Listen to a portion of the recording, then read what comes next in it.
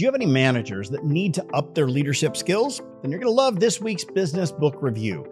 Management Mess to Leadership Success by Scott Jeffrey Miller is a book that provides 30 daily leadership challenges to upskill your managers.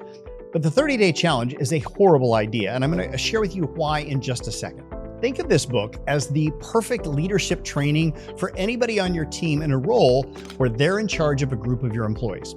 Scott Miller is the executive vice president for FranklinCovey, and I bought this book because I remember how much I loved his previous book, Everyone Deserves a Great Manager, a book that I've already reviewed in this series. I'll make sure that I leave a link to that review in this description. Just like his first book, this one delivers excellent advice in bite-sized chunks to help your managers deal with the leadership components of their job. Did I like it as much as his first book? No. But that's because I think his first book is the best book I have ever read for managers, right? But this one still gets a strong 5 out of 5 head tilts from Macy and me. I think this is the perfect book for anybody who has a lifestyle business, and especially if the founder is struggling to get their management team to be more employee focused. Now, I think, by the way, that might be a given if somebody is in management.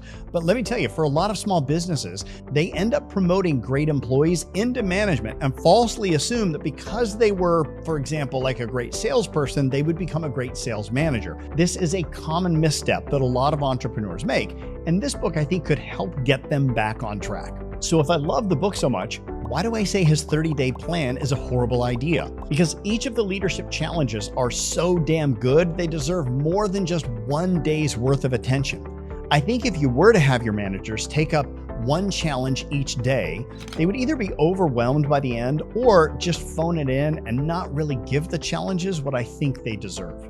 The solution? I think it's a 30-week challenge, not a 30-day challenge.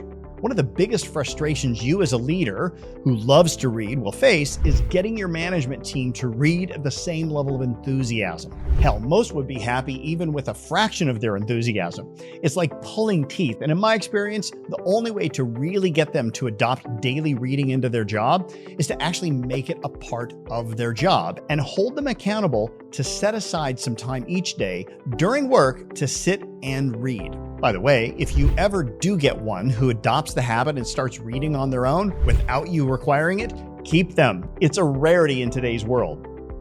I've derailed a little bit here. Why am I saying this?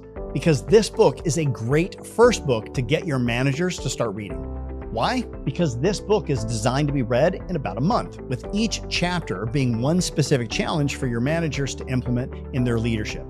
So that means that each chapter is so bite-sized they can read it in about 15 minutes.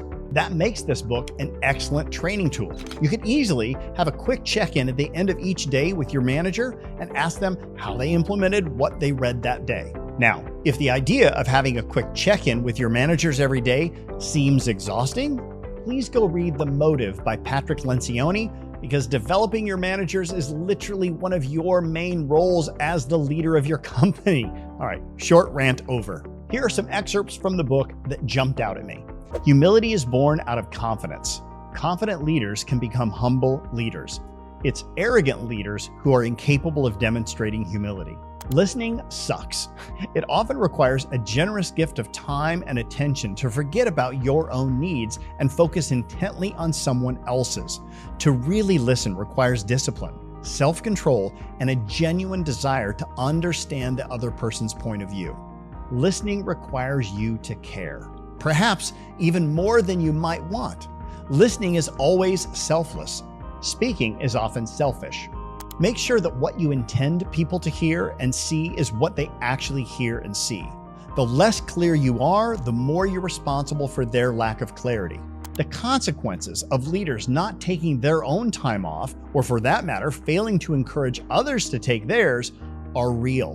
Because at the end of the day, your team members will take their vacation time, if not from your organization, from the next. Any gutless wonder can deliver harsh news or feedback. It takes diplomacy, empathy, and thoughtfulness to ensure that the difficult conversation keeps the receiver's self-esteem strongly intact, while giving them hope and a path forward on how to improve. You might have noticed that in this review, I've only discussed this book and what it could do for your managers. And normally these reviews are directed kind of like at you, the business owner. It's not that you wouldn't benefit from the book. I know I did. The concepts apply to anyone in a leadership role. But as a business owner, I'm taking some liberties and assuming that your skill sets are rather advanced. And this book really emphasizes more on the foundational principles of leadership, which is why I think it makes such a great training tool for getting the best out of your managers. If you enjoyed this review, by the way, I'd be honored if you'd hit the like button and subscribe as well, so that when I release another book, you'll be the first to know.